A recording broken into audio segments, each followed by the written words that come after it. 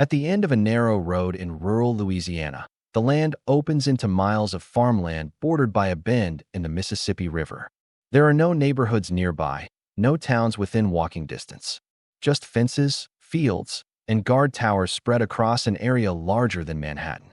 This is Louisiana State Penitentiary, known to many simply as Angola. For more than a century, men have entered this place knowing most will never leave.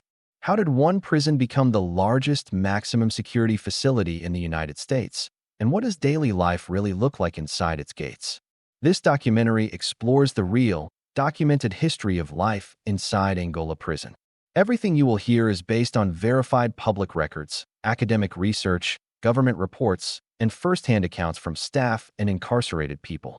The goal is not to shock or entertain, but to explain how Angola operates, why it developed the way it did, and what it reveals about punishment, rehabilitation, and the American prison system.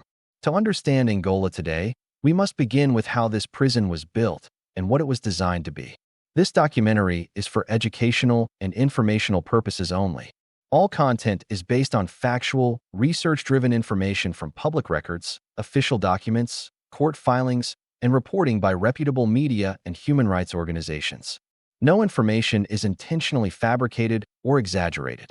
Before we proceed, please like, share, comment, and subscribe to support the channel.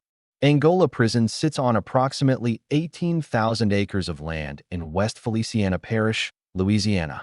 The property was once made up of several plantations that relied on enslaved labor before the American Civil War.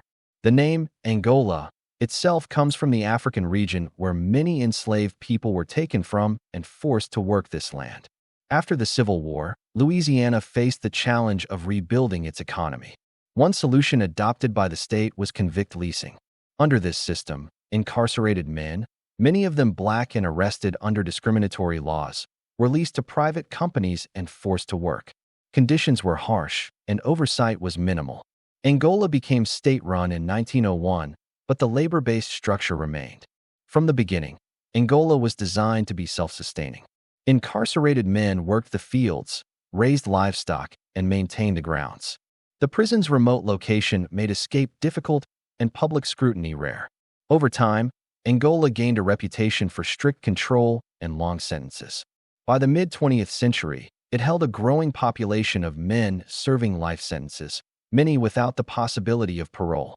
For decades, violence inside the prison was a serious problem. Limited staffing, overcrowding, and a lack of meaningful programs created an unstable environment. Court records from the 1970s and 1980s describe Angola as one of the most dangerous prisons in the country. Lawsuits brought by incarcerated people led to federal oversight and forced changes to basic living conditions. By the early 1990s, Angola stood at a crossroads. Public pressure was increasing, court supervision was ongoing, and the prison held thousands of men expected to die there. The question facing the state was no longer just how to control Angola, but what purpose it should serve.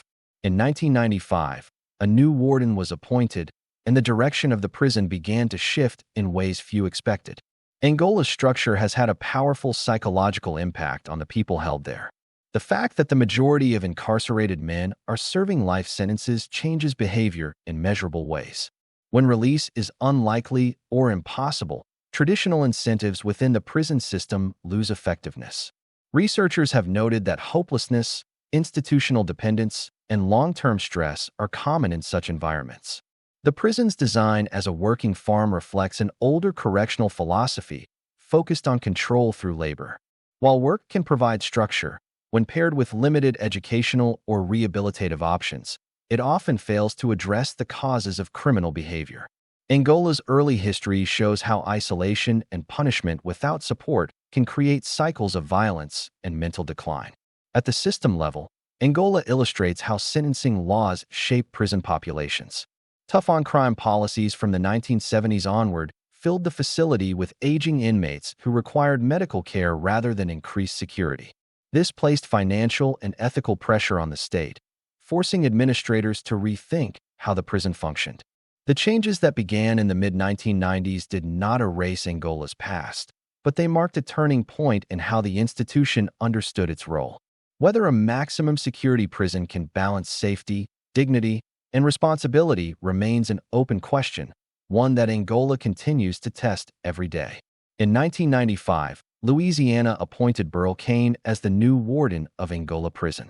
At the time, the facility housed more than 5,000 incarcerated men, the majority serving life sentences. Violence was still a concern, staff morale was low, and the prison remained under the shadow of past federal lawsuits.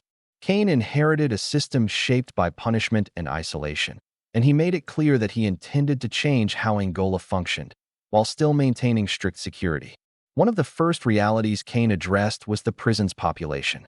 Angola was, and remains, a prison where most people will never return to society. More than two-thirds of the men incarcerated there were serving life sentences, many without parole. This meant that traditional models focused on short-term rehabilitation or reentry preparation did not fit the reality on the ground. The prison was not a temporary holding space. For many, it was their final home. Cain's approach centered on long-term order rather than short-term control. He believed that when people expect to die in prison, unmanaged despair can lead to violence. His strategy focused on creating internal structure, routine, and incentives for good behavior that were meaningful even without the promise of release. Work programs were expanded and reorganized. Angola's farmland continued to be operated by incarcerated workers, producing crops such as corn, soybeans, and cotton, as well as cattle and vegetables. Official records show that these operations helped offset the cost of running the prison, but they also reinforced a strict daily routine. Every day followed a predictable schedule, reducing idle time, which prison administrators viewed as a key factor in reducing conflict. Education programs also began to grow. Angola partnered with religious organizations and, later, with accredited colleges to offer classes inside the prison. In the late 1990s, a seminary program was introduced, allowing incarcerated men to study theology and become certified ministers. These men, known as inmate ministers, were assigned to housing units to help resolve conflicts, offer counseling, and support aging or ill prisoners. Supporters of these changes argued that they reduced violence and improved daily life inside the prison. Official statistics showed a decline in serious assaults over time. Critics, however, raised concerns about the influence of religion in a state institution and questioned whether these programs truly addressed systemic issues such as sentencing fairness and racial disparity. Despite differing opinions, Angola was changing. The prison began to receive national attention, not only for its size and security level, but for its unusual internal culture. Journalists, researchers, and filmmakers were allowed limited access, bringing rare public visibility to a place that had long operated out of sight. Yet, even as order improved, the fundamental reality remained unchanged. Angola was still a maximum security prison. Guard towers, fences, and armed patrols defined the landscape. Discipline was enforced strictly, and segregation units remained part of the system. For those who violated rules, consequences were severe, and freedom within the prison was always conditional. As Angola gained recognition for its internal reforms, a deeper question emerged. Could a prison built on land shaped by forced labor ever fully escape its past? And were these changes signs of true transformation, or simply a more controlled way to manage a population with no hope of release? Those questions would become even more complex as Angola's population aged, and the prison faced a new challenge it was never designed to handle: caring for thousands of men who would grow old, sick, and eventually die behind its walls. By the early 2000s, Angola Prison was facing a demographic shift unlike most correctional facilities in the United States. Because of long sentences and limited parole options, the prison population was steadily aging. Large numbers of incarcerated men were entering their 50s, 60s, and 70s while still under maximum security classification. Angola was no longer only a prison for young and middle-aged men. It was becoming one of the largest geriatric institutions in Louisiana. This shift created practical and ethical challenges. Angola had been designed for custody and labor, not long-term medical care. Chronic illnesses such as heart disease, diabetes, and cancer became increasingly common. Mobility issues, vision loss, and cognitive decline affected daily routines that once assumed physical strength and independence. To respond, the prison expanded its medical infrastructure. Angola developed one of the largest prison hospital systems in the country, including an on-site infirmary and partnerships with outside medical providers. Specialized units were created for men who required constant care or assistance with basic tasks. In some cases, incarcerated men were trained as medical aides, working under supervision to help transport patients, assist with daily needs, and provide companionship. One of the most significant developments was the establishment of a prison hospice program in the late 1990s. This program allowed terminally ill prisoners to receive end-of-life care within the prison. Volunteers from the incarcerated population were trained to provide comfort, emotional support, and practical assistance to dying men. Independent studies and media reports described the program as rare within the U.S. prison system, offering a level of dignity not commonly associated with maximum security facilities. However, hospice care inside a prison raised difficult questions. These men were still serving sentences, still under guard, and still confined to their cells or medical wards. Family visits were limited by distance, security rules, and financial barriers. For many, their final moments were witnessed not by relatives, but by fellow prisoners and correctional staff. The psychological weight of this environment affected everyone involved. For incarcerated caregivers, constant exposure to illness and death created emotional strain. Mental health professionals noted that prolonged confinement combined with aging can intensify depression, anxiety, and feelings of isolation. For correctional officers, managing a population that was both dangerous by classification and fragile by condition required constant adjustment. At the system level, the cost of medical care at Angola continued to rise. As prisoners aged, healthcare expenses increased sharply, placing pressure on the state budget. This sparked renewed public debate about life sentences, compassionate release, and whether continued incarceration served public safety goals for elderly and severely ill individuals. Despite these discussions, releases remained rare. Angola's identity as a prison for the permanently confined persisted. Most men who entered Angola would still die there, regardless of age or health. The prison had adapted to manage this reality, but it had not resolved the moral questions it raised. As Angola became known not just as a prison, but as a place where thousands would spend their final years, another layer of its internal culture came into focus. Beyond work and survival, incarcerated men began seeking meaning, expression, and a sense of identity within the narrow limits allowed to them. Unexpectedly, some of the most visible changes inside Angola would come not from policy, but from art, ritual, and carefully controlled moments of human connection. Life inside Angola is defined by routine.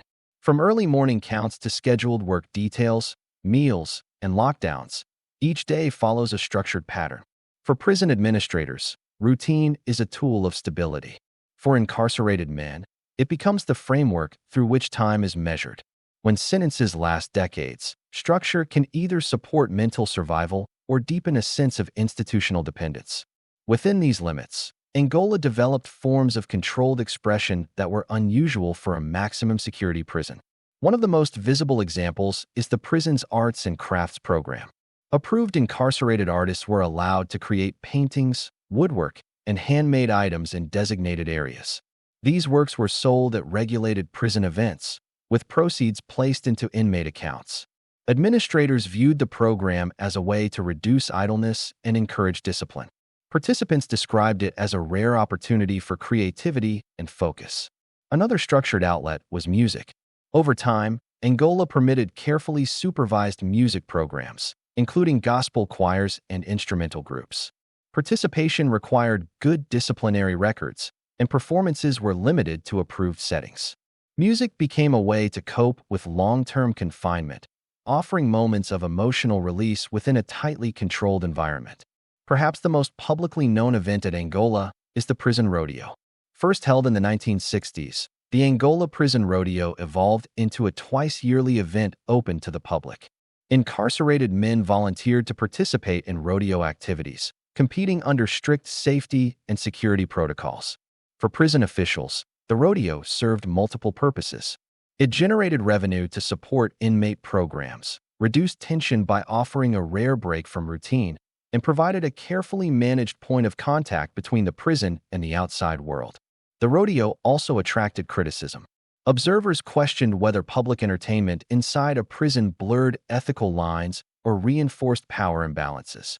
Others argued that participation was voluntary and that the event gave incarcerated men a sense of purpose and visibility that daily prison life denied them. Scholarly analysis of the rodeo often emphasizes its dual nature, both a symbol of adaptation and a reminder of confinement. Religion continued to play a central role in Angola's internal culture. The seminary program expanded, and inmate ministers became a formal part of daily life in many housing units.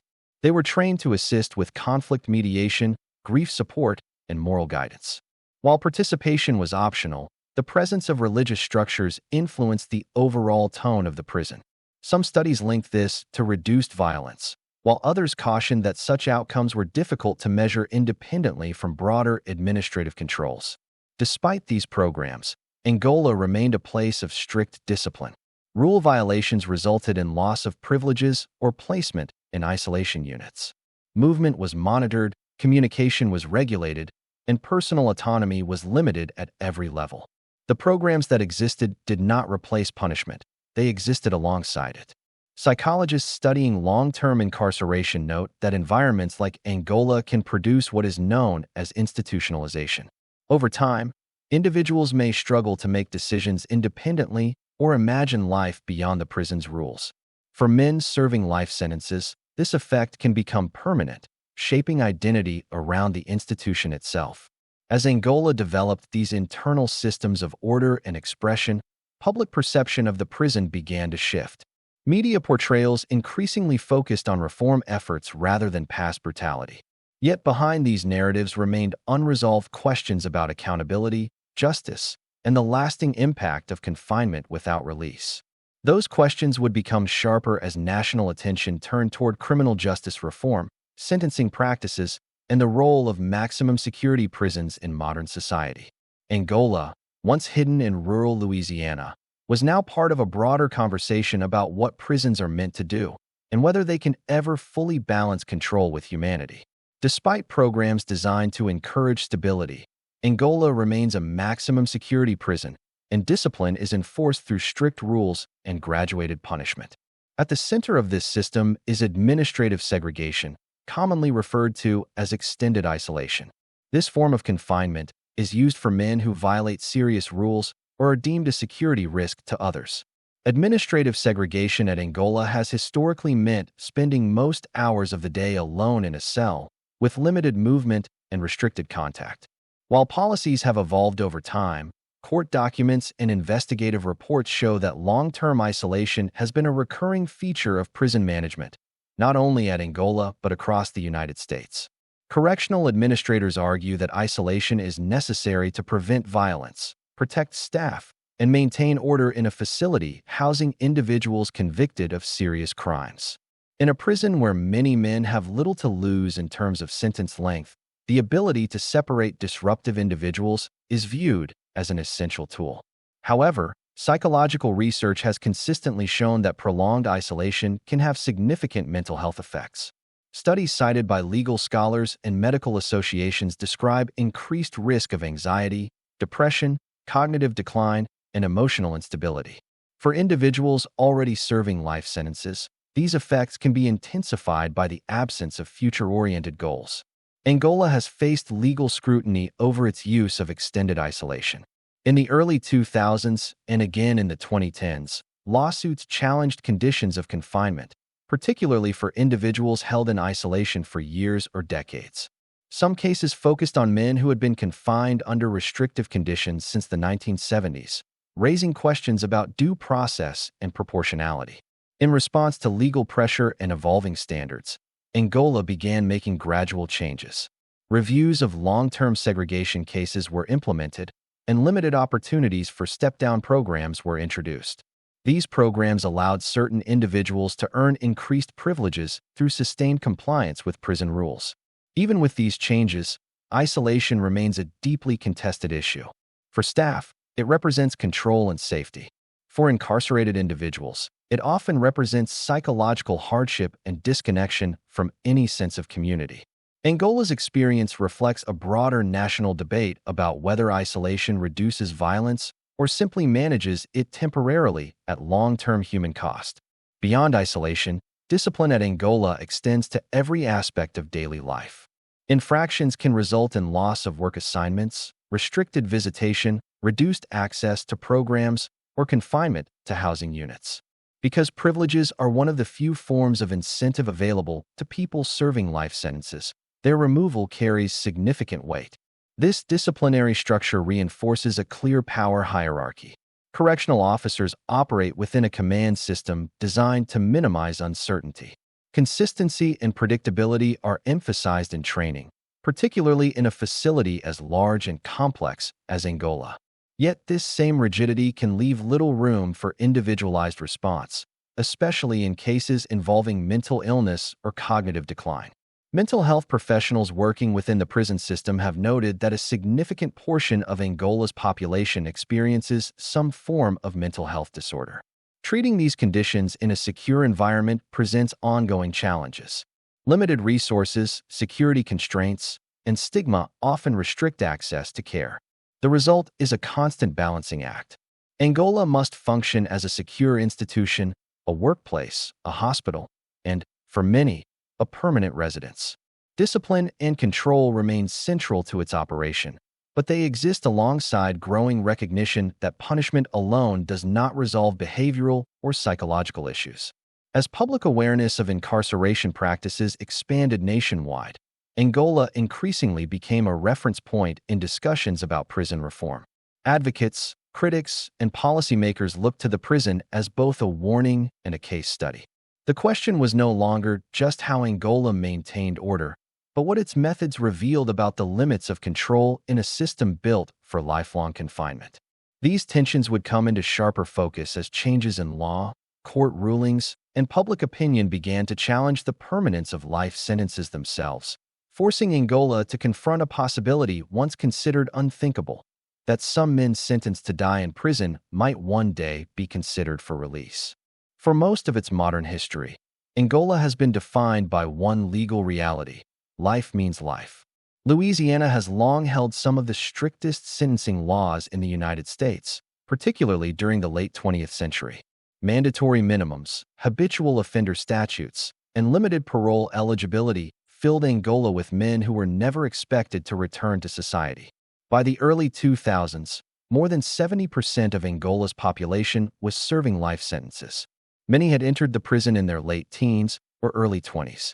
Decades later, they remained behind the same fences, shaped by a system that offered no clear path forward. This legal permanence influenced every aspect of prison life, from behavior management to mental health outcomes. For incarcerated men, the absence of parole fundamentally altered motivation. In prisons where release is possible, good behavior is often tied to sentence reduction or parole hearings. At Angola, those incentives rarely existed. Administrators instead relied on internal privileges, work assignments, and program participation to encourage compliance. While these tools helped maintain order, they could not replace the psychological impact of knowing freedom was unlikely.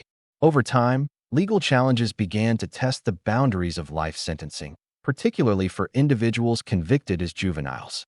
In 2012, the U.S. South Supreme Court ruled in Miller v. Alabama that mandatory life without parole sentences for juveniles were unconstitutional.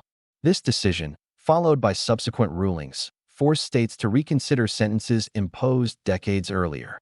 Louisiana was directly affected. Angola housed hundreds of men who had been sentenced to life without parole for crimes committed before the age of 18. For the first time, some of these individuals were granted parole hearings or sentence reviews. The process was slow and complex, involving victim impact statements, psychological evaluations, and risk assessments.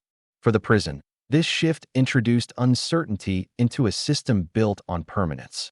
Administrators had to prepare for the possibility that men who had spent 30 or 40 years inside could one day leave. Reentry planning, which had never been a central focus at Angola, became a necessary consideration for a small but growing group. For incarcerated men, the psychological impact was profound. Hope, long absent, re-entered the emotional landscape. Mental health professionals observed both positive and negative effects. Some individuals became more engaged in programs and self-improvement. Others struggled with anxiety, fearing disappointment after decades of resignation. The parole process itself was highly selective. Very few men were approved for release, and those who were often faced strict conditions and limited support networks. Angola's remote location meant that many families lived hours away, complicating reintegration even for those granted freedom. At the same time, public debate intensified. Some victims' families opposed any form of release, emphasizing the severity of crimes committed. Advocacy groups argued that people should not be defined forever by actions taken as minors or under circumstances shaped by poverty, trauma, or limited opportunity. Angola became a focal point for these national conversations, not because it was unique, but because it represented the outcome of decades of punitive policy. Even as a small number of men left Angola after years or decades inside, the vast majority remained. Life sentences continued to define the prison's identity. For most incarcerated men, release remained theoretical rather than realistic. The daily routines, the aging population, and the institutional culture built around permanence stayed largely intact. This tension between permanence and possibility reshaped how Angola was viewed by lawmakers, researchers, and the public. The prison was no longer only a place of confinement, but a living record of sentencing choices made generations earlier. Each parole hearing, each legal appeal, raised broader questions about justice, responsibility, and change. As these legal shifts unfolded, another factor began to influence Angola's future: increased transparency. Media access, academic research, and public scrutiny brought new attention to daily life inside the prison. With visibility came accountability, and with accountability came pressure to explain not just how Angola functioned, but why it existed in its current form. Those pressures would test the prison's leadership, its policies, and its ability to adapt in a changing legal and social landscape, while still operating as one of the largest and most secure prisons in the country. For much of its history, Angola Prison operated far from public view. Its remote location, restricted access, and limited transparency allowed daily life inside to remain largely unknown to the general population. This began to change in the late 20th and early 21st centuries as journalists, documentarians, and researchers were granted controlled access to the facility. Media coverage brought Angola into the national and international spotlight. Articles, books, and documentaries examined its size, its population of life-sentenced prisoners, and its evolving internal culture. These works often highlighted contrasts. A prison once described as one of the most violent in America now presenting itself as orderly and structured. A place of strict confinement also hosting educational programs and public events. This visibility had measurable effects. Public awareness increased, and Angola became a reference point in discussions about incarceration, punishment, and reform. Lawmakers cited it in debates over sentencing policy. Academics studied it as a case example of long-term confinement. Advocacy groups used it to illustrate both the harms of life sentences and the potential for change within prison walls. At the same time, increased exposure brought criticism. Some observers questioned whether positive portrayals minimized ongoing issues such as isolation, limited parole access, and the power imbalance between staff and incarcerated people. Others raised concerns that media narratives focused too heavily on individual transformation stories while ignoring structural inequalities that shaped who ended up at Angola in the first place. Prison officials responded by emphasizing data. They pointed to reductions in violent incidents, expanded programming, and compliance with court-ordered standards. Angola's administration framed its approach as pragmatic rather than idealistic, a method of managing a permanent population while maintaining safety and basic human dignity. For incarcerated men, media attention had mixed effects. Some felt that increased transparency offered a measure of accountability and recognition. Others remained skeptical, noting that daily life changed little despite outside interest. Cameras and interviews did not alter the fundamental fact of confinement. The presence of researchers and journalists also influenced staff. Correctional officers worked under greater scrutiny, aware that their actions could be documented and analyzed. Training and policy manuals were revised to reflect evolving standards and public expectations. Still, the core mission of security remained unchanged. Angola's story, as told through media, became layered and complex. It was no longer possible to describe the prison in simple terms. It was simultaneously a symbol of harsh sentencing, an example of institutional adaptation, and a reminder of unresolved injustice. This complexity mirrored broader shifts in public opinion about incarceration. Across the United States, questions were being raised about mass imprisonment, racial disparity, and the effectiveness of punitive approaches. Angola, by virtue of its size and history, became part of this national self-examination. Yet even as the outside world debated policy and reform, daily life inside Angola continued at its steady pace.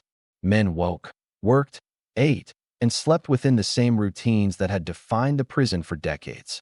Change, when it came, was slow and incremental. As public scrutiny increased, Angola faced pressure not only to explain its past, but to prepare for an uncertain future. Aging populations, evolving legal standards, and shifting public attitudes suggested that the prison could not remain static forever. The question was no longer whether Angola would change, but how much change was possible within the framework of a maximum security institution designed for lifelong confinement. That question remains open, shaped by decisions made far beyond the prison's fences, but felt deeply by those who live and work inside them every day. Any understanding of Angola Prison is incomplete without examining the role of the people who work there. Correctional officers, medical staff, educators, administrators, and support workers form the daily operating system of the prison. Their decisions, routines, and interactions shape life inside just as much as policies and laws. Angola is one of the largest employers in its region. Many staff members come from nearby rural communities, and for some families, employment at the prison spans generations. This creates a unique relationship between the institution and the surrounding area. The prison is not just a workplace. It is a central part of the local economy and social structure. Correctional officers at Angola operate in an environment defined by scale and permanence. Managing thousands of incarcerated men, many serving life sentences, requires constant vigilance. Officers are responsible for maintaining order, enforcing rules, and responding to emergencies, often in vast open areas such as fields and workshops, as well as enclosed housing units. Training emphasizes consistency, control, and awareness. Officers must learn to read behavior, anticipate conflict, and assert authority without escalating situations unnecessarily. In a setting where people cannot be removed through release, maintaining long-term stability becomes a primary objective. The psychological demands on staff are significant. Research on correctional work shows elevated levels of stress, burnout, and health issues among officers, particularly in maximum security environments. At Angola, staff must regularly interact with illness, aging, and death, in addition to managing security risks. These conditions can affect emotional well-being and shape how authority is exercised. Medical and mental health staff face their own challenges. Providing care in a secure environment requires balancing ethical obligations with safety protocols. Decisions about treatment, mobility, and privacy are influenced by security classifications rather than purely medical criteria. For aging and terminally ill patients, this can complicate care delivery and emotional support. Educators and program coordinators work within tight constraints. Class schedules, materials, and movement are all subject to approval. Despite these limitations, educational programs at Angola have continued to operate, offering literacy courses, vocational training, and limited higher education opportunities. Staff involved in these programs often describe their work as a long-term investment in stability rather than immediate transformation. Relationships between staff and incarcerated men are governed by strict boundaries. Professional distance is emphasized to prevent favoritism or manipulation. At the same time, daily interaction over many years can create familiarity. Managing this balance is a core part of institutional culture. Conflicts between staff and incarcerated individuals are addressed through formal procedures, including disciplinary reports and grievance systems. These processes are designed to provide structure and accountability, though critics argue they often favor institutional authority. Still, their existence reflects attempts to regulate power within the prison. From a systems perspective, Angola relies on its workforce to sustain order in a complex and demanding environment. Staffing shortages, budget constraints, and turnover constrain operations, increasing pressure on those who remain. Administrators must constantly adapt policies to address these realities while meeting legal and ethical standards. The people who work at Angola are not a single group with a single viewpoint. Their experiences vary widely based on role, tenure, and personal background. What unites them is the requirement to function within a prison built for permanence, where change is slow and consequences are long-lasting. As Angola continues to evolve under public scrutiny and legal pressure, the role of staff becomes even more critical. They are the ones who translate policy into practice, who manage daily life within the walls, and who will ultimately determine how any future changes are experienced on the ground. Their work highlights a central tension of Angola Prison. It is an institution shaped by laws and history, but sustained by people navigating its realities every day. How those people adapt will play a key role in defining what Angola becomes in the years ahead. Over time, Angola Prison has come to represent more than a single institution. To many observers, it functions as a mirror reflecting broader trends, choices, and consequences within the American criminal justice system. Its size, population, and history are not accidents. They are the result of decades of policy decisions made far beyond the prison's boundaries. One of the most visible reflections is mass incarceration. From the 1970s through the early 2000s, the United States dramatically expanded its prison population through tough sentencing laws and limited parole. Angola absorbed the long-term results of these policies. Each life sentence, each mandatory minimum, added to a population that would remain confined for decades. Racial disparity is another factor frequently discussed in analyses of Angola. Historical records show that the prison has held a disproportionately high number of black men, a pattern linked to broader inequalities in policing, prosecution, and sentencing. Scholars note that Angola's origins on former plantation land add symbolic weight to these discussions, highlighting how historical systems of control continue to influence modern institutions. Economic forces also play a role. Angola's self-sustaining model, built around agricultural labor, reflects long-standing efforts to reduce the cost of incarceration. While work programs provide structure, critics argue they raise ethical questions when wages are minimal and participation is closely tied to discipline. Supporters counter that these programs teach responsibility and maintain order in a large, rural facility. Angola's reliance on long-term confinement also exposes the limits of punishment as a policy tool. When incarceration becomes permanent, questions shift from deterrence to management. How does a system maintain safety, dignity, and legality over 40 or 50 years of confinement? Angola's adaptations, medical care, internal programs, structured routine, are responses to this challenge, not solutions to its underlying cause.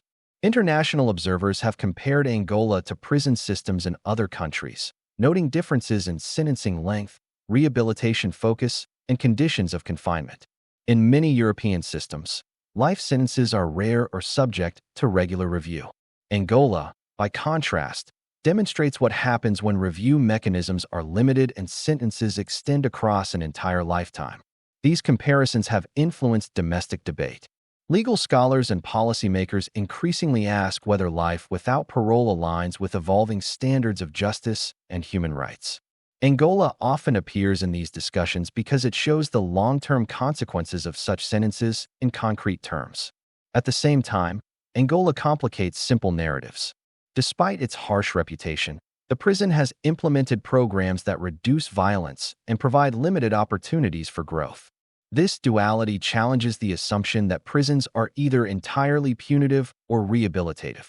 Angola exists in the space between, shaped by contradiction.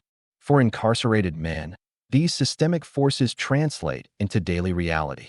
Decisions made in courtrooms decades earlier determine where they sleep, work, and age.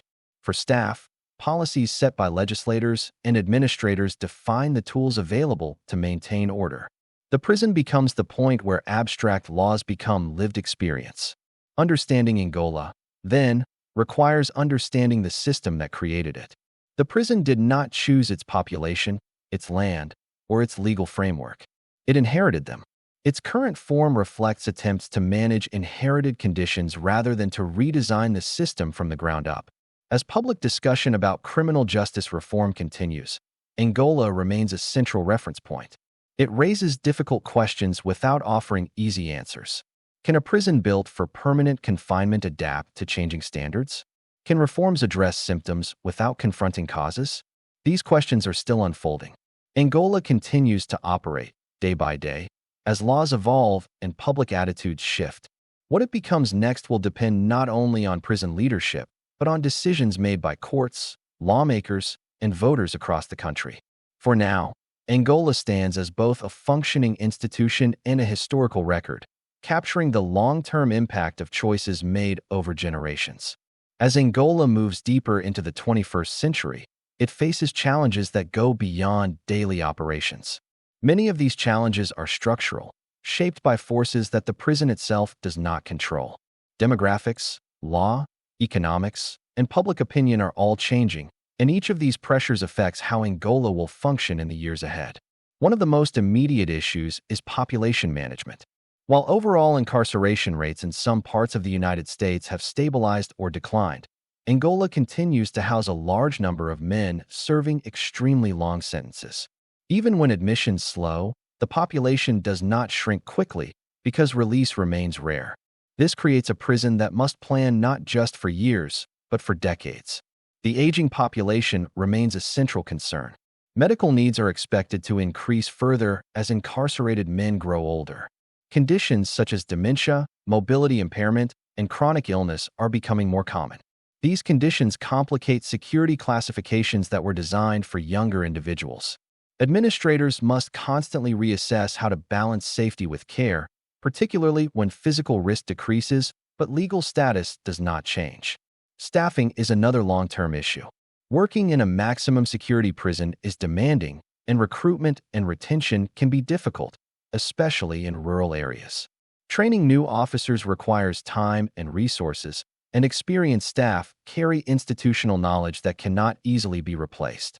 As veteran employees retire, maintaining continuity becomes more challenging. Legal uncertainty also shapes Angola's future. Court rulings related to sentencing, parole eligibility, and conditions of confinement continue to evolve. Even small changes in law can have significant effects on a prison of this size. Each parole hearing, resentencing review, or policy revision requires administrative adaptation and careful coordination. Public scrutiny is unlikely to decrease. Advances in communication and media ensure that prisons are no longer invisible institutions. Advocacy organizations, journalists, and researchers continue to monitor conditions and outcomes.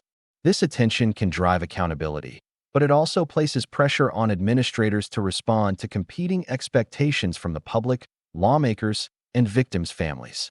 Financial constraints remain constant. Operating a prison as large as Angola requires substantial funding for security, healthcare, infrastructure, and staff.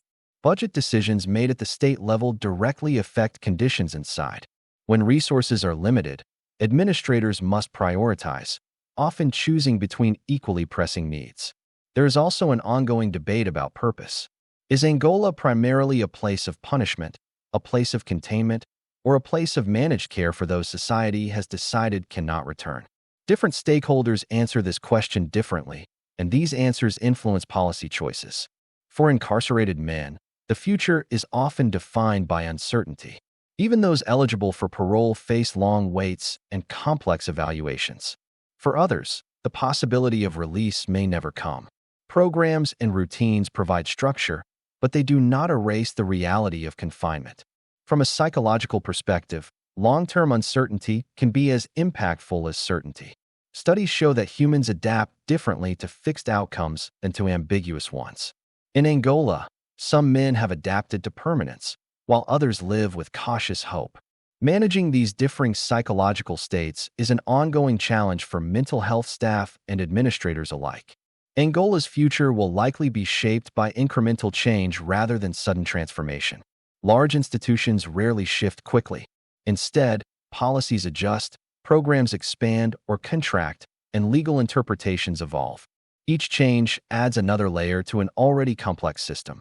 What remains unresolved is the broader question Angola forces society to confront. When a prison becomes a place where thousands live out their entire lives, what responsibility does society have beyond confinement? How should safety, accountability, dignity, and cost be weighed over such long spans of time? Angola does not answer these questions on its own. It reflects them. The prison continues to operate, holding within its fences the long-term consequences of past decisions and the uncertain outcomes of future ones. And as each day passes inside Angola, the institution remains what it has been for over a century, a place where history, law, and human lives intersect without clear resolution. For men who spend decades inside Angola, time itself changes meaning. Days are no longer counted toward a release date, but measured through routine, aging, and survival. Psychologists who study long-term incarceration describe this as temporal collapse, where the future becomes abstract and the present stretches indefinitely. In Angola, this experience is common rather than exceptional. Many incarcerated men arrive at Angola in early adulthood. Over time, they pass through stages of life entirely within the prison walls. They grow from young adults into middle age and eventually into old age, without experiencing the milestones most people associate with adulthood. Careers, families, and social roles are replaced by prison-specific identities shaped by work assignments, housing units, and institutional reputation. Identity inside Angola is heavily influenced by stability. Men who adapt successfully often do so by accepting the prison as their permanent environment. This does not mean approval or comfort, but psychological adjustment. Mental health professionals note that acceptance can reduce conflict and anxiety, while resistance to permanence can increase emotional distress. Work becomes one of the primary ways individuals define themselves. Whether assigned to agriculture, maintenance, cooking, or internal support roles, these jobs provide structure and a sense of contribution. Even though compensation is minimal, the routine and responsibility can help maintain self-worth in an environment where personal autonomy is limited. Social relationships inside Angola are also shaped by permanence. Friendships may last decades, but they exist within strict rules. Trust is built slowly and cautiously. Conflicts, when they occur, can carry long-term consequences because separation through release is unlikely. This reality encourages some men to avoid confrontation altogether. Family relationships change over time as well. Distance, cost, and aging relatives often reduce visitation. Some men eventually lose contact with the outside world almost entirely. Letters and occasional phone calls may become the only remaining connection to life beyond the prison. For others, family bonds remain strong but strained by years of separation. The emotional impact of this gradual disconnection is significant. Studies show that long-term isolation from normal social roles can affect emotional regulation and self-perception. Angola's structured environment provides stability, but it cannot replace the complexity of life outside. Religion, philosophy, and personal belief systems often take on increased importance in this context. For some, these frameworks offer meaning that extends beyond the physical limits of the prison. For others, belief systems provide a way to process guilt, responsibility, and loss. Participation is voluntary, but the prevalence of spiritual practice inside Angola reflects a broader human response to confinement without end. Institutional memory plays a unique role in Angola. Men who have been incarcerated for 30 or 40 years carry knowledge of how the prison has changed. They remember periods of extreme violence, policy shifts, and leadership changes. New arrivals often learn prison norms from these long-term residents rather than from official rules alone. This transfer of informal knowledge contributes to Angola's internal stability.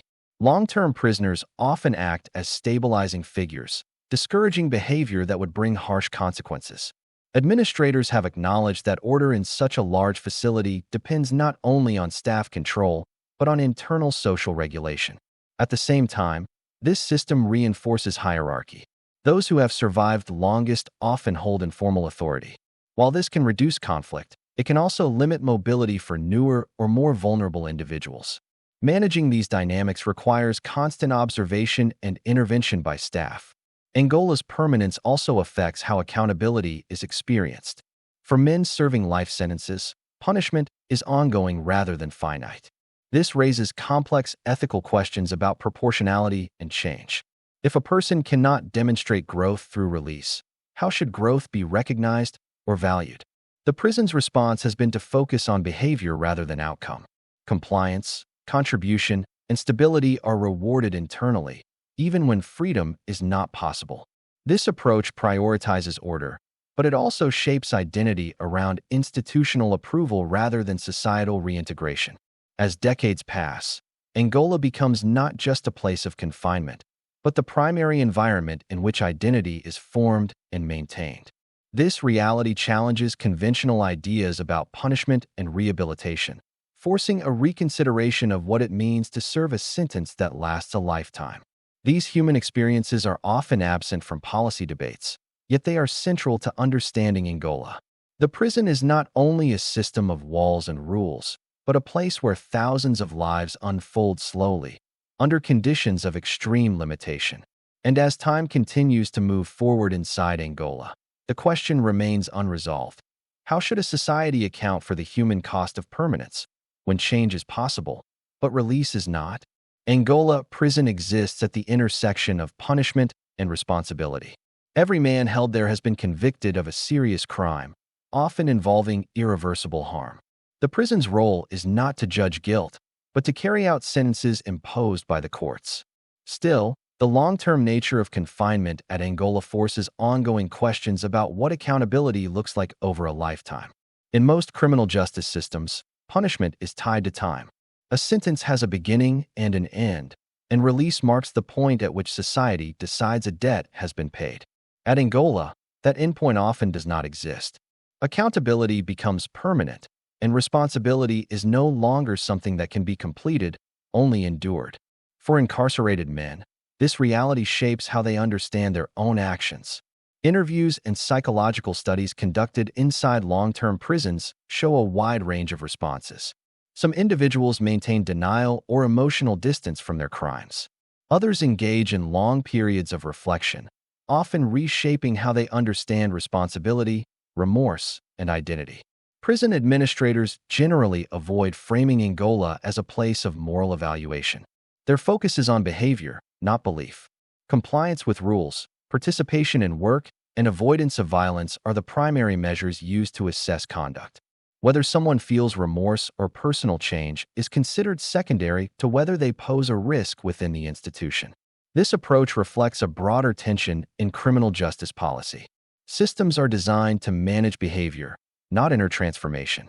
Angola exemplifies this tension because its population remains confined regardless of personal growth.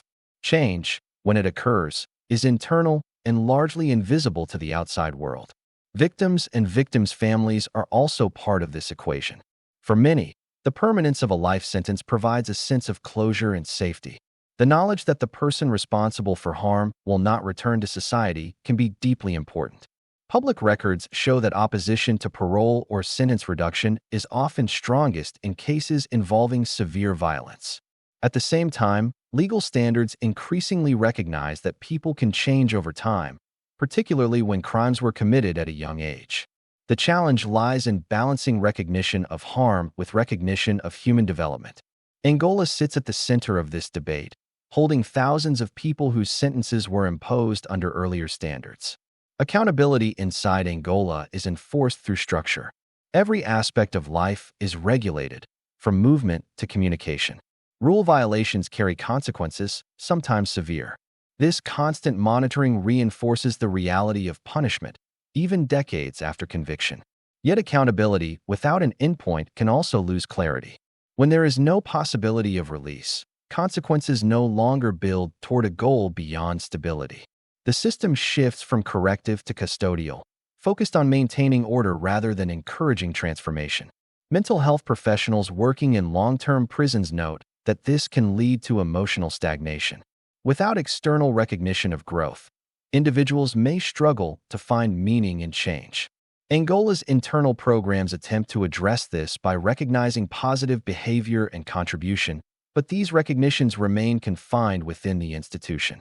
From a systems perspective, Angola raises a fundamental question. Is justice a fixed outcome or an ongoing process? If justice is fixed at sentencing, then the prison's role is simply to enforce confinement. If justice is ongoing, then systems must continually reassess whether punishment still serves its intended purpose. Different societies answer this question differently. In the United States, the answer has often leaned toward permanence, particularly during periods of high public concern about crime. Angola is a product of that era. Its population reflects policies shaped by fear, political pressure, and limited emphasis on review. As those policies are re-examined, Angola becomes a case study rather than an exception. It shows what happens when accountability is extended across an entire lifespan. It forces a confrontation with uncomfortable realities about aging, illness, and death in custody. These realities do not erase the harm caused by crime. They coexist with it. Understanding Angola requires holding both truths at once: that serious crimes demand serious consequences, and that human lives continue to unfold even under permanent punishment. How society chooses to balance these truths will influence Angola's future. Whether through law, policy, or public will, decisions made outside the prison will determine whether accountability remains fixed or becomes subject to reconsideration. Until then, Angola continues to function as it has for decades, enforcing sentences, maintaining order, and holding within its walls the long-term consequences of how justice has been defined. And with each passing year, the prison adds another layer to an ongoing question that remains unanswered. To understand Angola fully, it is necessary to look closely at the ordinary, uneventful moments that make up most of life inside the prison. While public attention often focuses on policy, sentencing, or rare events, daily life is defined by repetition. For the men incarcerated at Angola, this repetition becomes the core experience of confinement. Each day begins early. Morning counts are conducted to confirm the presence of every incarcerated individual. Movement is controlled, and schedules are fixed. Meals are served at set times. Work assignments begin and end according to strict routines, and housing units follow predictable patterns. This structure is intentional. In a facility of Angola's size, predictability is a primary tool for maintaining order. Work assignments play a central role in daily life. Thousands of incarcerated men are assigned jobs across the prison's vast grounds. Some work in agriculture, tending crops, or livestock. Others are assigned to maintenance, food service, sanitation, or clerical tasks. These jobs are not optional. Participation is expected unless restricted by medical or disciplinary status. While wages are minimal, work provides more than income. It organizes time, reduces idle hours, and offers a sense of role within the institution. For men serving life sentences, work can become a long-term identity. A person may hold the same job for decades, becoming known for reliability or skill within a specific area. Housing units vary depending on security classification and behavior history. Some men live in large dormitory-style units, while others are housed in smaller cells. Movement between units is rare and usually tied to disciplinary decisions or changes in medical status. Over time, housing assignments shape social circles and daily interaction. Meals are simple and standardized. Nutrition guidelines are followed, but variety is limited. Eating is a functional activity rather than a social one, though shared mealtimes still provide opportunities for brief conversation. For many, meals become one of the few markers distinguishing one part of the day from another. Recreation time, when permitted, is tightly regulated. Outdoor areas are used under supervision, and access depends on weather, staffing, and security conditions. Physical activity can help manage stress and maintain health, particularly for younger incarcerated men, but aging populations may have limited ability to participate. Communication with the outside world is restricted but not eliminated. Phone calls, letters, and limited visitation allow some connection to family and friends. These interactions are monitored and regulated. For many men, especially those incarcerated for decades, communication gradually decreases as relationships change or fade over time. The emotional rhythm of daily life is shaped by these routines. Mental health professionals note that predictability can be stabilizing, but it can also flatten emotional experience. When days are nearly identical, time can feel suspended. Weeks and months pass without significant change. Discipline is woven into daily life. Rules govern movement, speech, and behavior. Even small violations can result in consequences. Over time, many incarcerated men internalize these rules, adjusting behavior to avoid punishment rather than to seek reward. This adaptation is a common feature of long-term confinement. Staff interactions are frequent but structured. Correctional officers conduct counts, supervise work, and enforce rules. Professional distance is maintained. While respectful interaction is encouraged, familiarity is limited by policy. This boundary is intended to protect both staff and incarcerated individuals, but it also reinforces separation. For men who age inside Angola, daily life changes gradually. Physical labor may become difficult. Medical appointments become more frequent. Movement may be restricted by health rather than discipline. The prison adapts as best it can, but the environment remains fundamentally custodial. What is striking about daily life at Angola is not constant crisis, but continuity. The prison functions because most days are uneventful. Stability is achieved through repetition, compliance, and the absence of disruption. This is not accidental. It is the product of decades of institutional refinement. Yet beneath this stability lies a deeper reality. Life inside Angola unfolds entirely within a closed system. Choices are limited, outcomes are fixed, and time stretches forward without clear resolution. For those who live this reality year after year, daily life becomes both manageable and heavy, ordinary and profound. Understanding Angola means recognizing that its impact is not only felt in moments of conflict or reform, but in the quiet accumulation of days. Each routine completed, each year passed, adds to the weight of permanent confinement. And as daily life continues inside Angola, unchanged in its structure but evolving in its population, the prison remains a place where time does not lead outward, but inward, shaping lives within walls that rarely open. Angola Prison is not only a functioning institution, it is also a place shaped by memory. The land itself carries a documented history that predates the prison by centuries. Before it became a correctional facility, this area along the Mississippi River was worked by enslaved people under forced labor. That history is not symbolic or abstract. It is physical, embedded in the geography, the fields, and the very structure of the prison. For many observers, this continuity raises difficult questions. Angola's reliance on agricultural labor, its racial demographics, and its remote isolation have often been compared to earlier systems of control. Historians emphasize that while modern incarceration is legally and structurally different from slavery, the transition from plantation to prison was not accidental. After the Civil War, Southern states used penal systems to replace lost labor, and Angola emerged directly from that period. This history influences how Angola is understood today. For incarcerated men, especially those who are aware of the prison's origins, the setting can carry psychological weight. Living and working on land with such a past can reinforce feelings of dispossession and powerlessness. Mental health researchers note that environments shaped by historical trauma can affect identity and perception, even when individuals did not directly experience earlier events. Prison administrators have acknowledged this history publicly. Educational materials and guided tours offered to limited outside audiences sometimes reference Angola's plantation past. However, how that history should be addressed remains a subject of debate. Some argue that acknowledgement is necessary for transparency and accountability. Others worry that symbolic recognition does little to address present-day conditions. Inside the prison, memory is also personal. Men who have spent decades at Angola carry their own histories within the institution. They remember changes in leadership, policy shifts, and periods of instability.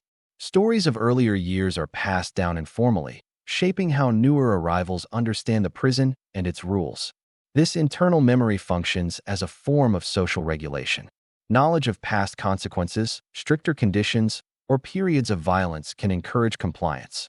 At the same time, it reinforces the idea that Angola is permanent and unchanging, even when reforms occur. Staff members also carry institutional memory. Officers who have worked at Angola for many years have witnessed transformations in population, infrastructure, and public perception.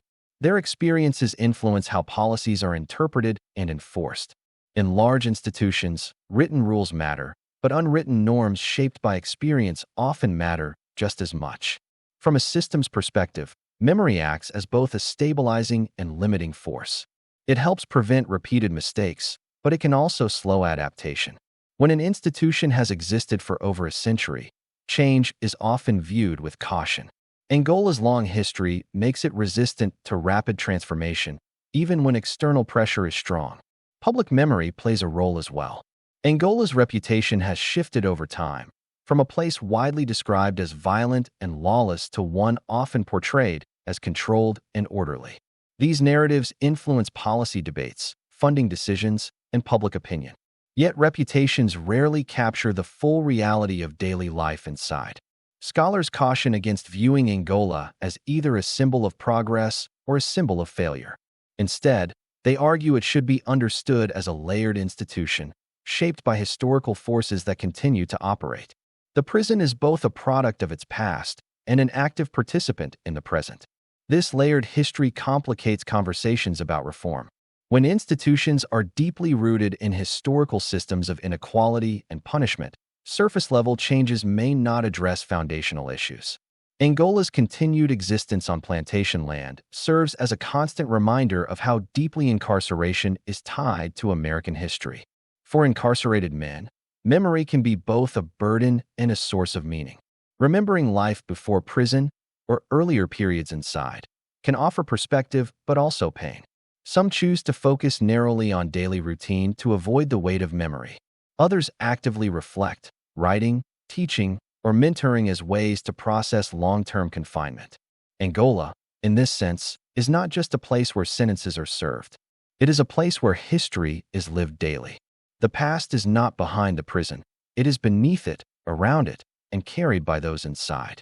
As the prison continues to operate, memory remains an unavoidable presence. It shapes how Angola is seen, how it functions, and how it is experienced.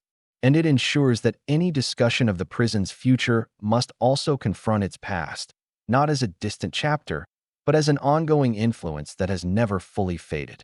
Angola Prison is often described by its size, its security level, or its population of men serving life sentences. But those facts alone do not explain why it matters. Angola matters because it shows, in real and measurable ways, what happens when punishment is extended across an entire lifetime. Inside Angola, crime is no longer an event. It is a condition that shapes decades of living. Sentences imposed in moments of fear, anger, or political pressure unfold slowly, day by day, year by year. The prison becomes the place where society's decisions are carried out long after public attention has moved on. Angola teaches that incarceration does not pause life. People age, bodies weaken, minds change, relationships fade or transform. Systems built for control must adapt to realities they were never designed to handle, including long-term medical care, mental health decline, and death in custody. It also shows the limits of simple narratives. Angola is not only a symbol of harsh punishment, nor is it proof that order alone solves deep social problems. It is both restrictive and adaptive, controlled and human, shaped by history but operating in the present. Any honest understanding must hold these contradictions at the same time. The prison reveals how much power sentencing laws carry. Judges, lawmakers, and voters rarely see the long-term consequences of their decisions. Angola does. It houses them. Every housing unit, medical ward, and work detail reflects policies written decades earlier. Angola also challenges assumptions about change. Many incarcerated men grow, reflect, and stabilize over time. Yet the system often has no mechanism to recognize that change beyond internal order. The result is a prison focused on management rather than resolution. For staff, Angola shows the burden placed on those asked to enforce permanence. Correctional officers, nurses, educators, and administrators operate in an environment where there is no finish line. Their work is not about transition, but maintenance, often under intense pressure and public scrutiny. For the public, Angola raises questions that extend beyond one prison. What is the purpose of incarceration when release is not expected? How should safety, accountability, cost, and dignity be balanced over decades? And what responsibility does society hold for the conditions it creates? even for those who have caused serious harm. These are not questions Angola can answer on its own. It can only reflect them. Angola Prison stands today as America's largest maximum security facility, but it is also something more important. It is a living record of how justice has been defined, enforced, and sustained over time. Its fields, cell blocks, and medical wards tell a story not just about crime, but about policy, history, and human consequence. Understanding Angola does not mean excusing crime or minimizing harm. It means recognizing that punishment is not abstract. It has shape, duration, and impact, and those impacts last far longer than headlines or court cases. As conversations about criminal justice continue to evolve, Angola remains central to that discussion, not because it is extreme, but because it is honest. It shows what happens when society chooses permanence and what it costs to maintain it. If this documentary helped you better understand Angola Prison and the systems behind it, consider supporting this channel by liking the video, subscribing for more factual documentaries, and sharing your thoughts respectfully in the comments. Public understanding begins with informed conversation.